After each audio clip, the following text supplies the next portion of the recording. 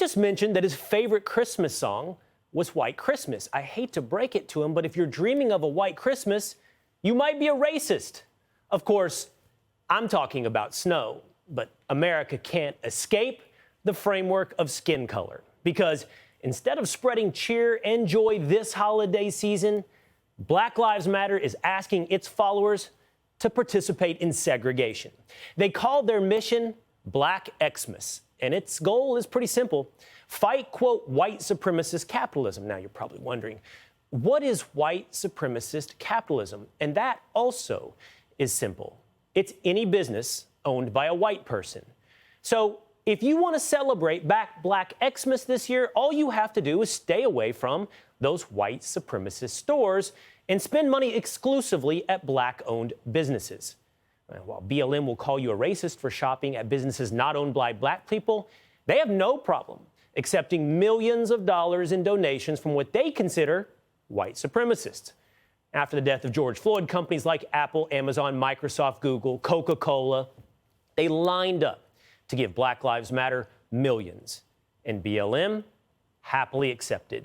In fact, they raised more than $90 million in 2020. Where it went, to what purpose that money went, we're not too sure. But we know it didn't go to help any Black people, unless you count the co-founder of BLM, who bought 4 mansions after her nonprofit raked in all that cash.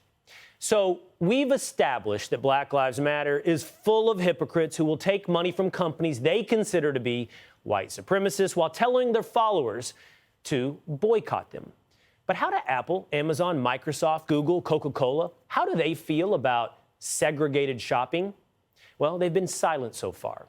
And look, I can be logical. I can follow the left's rules. Silence? Well, that's complicity.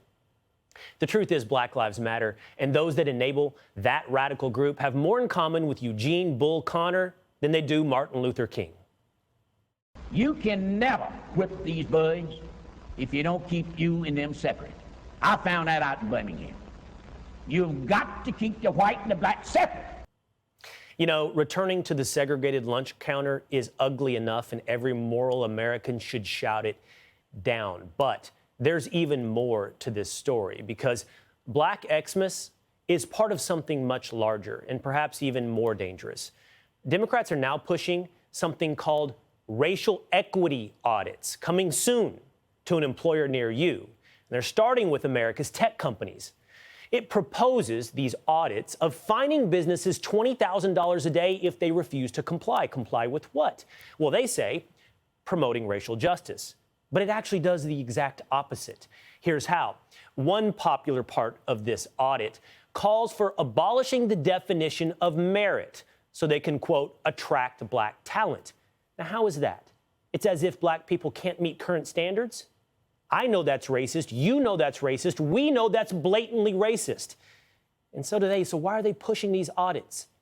To take control of corporate America.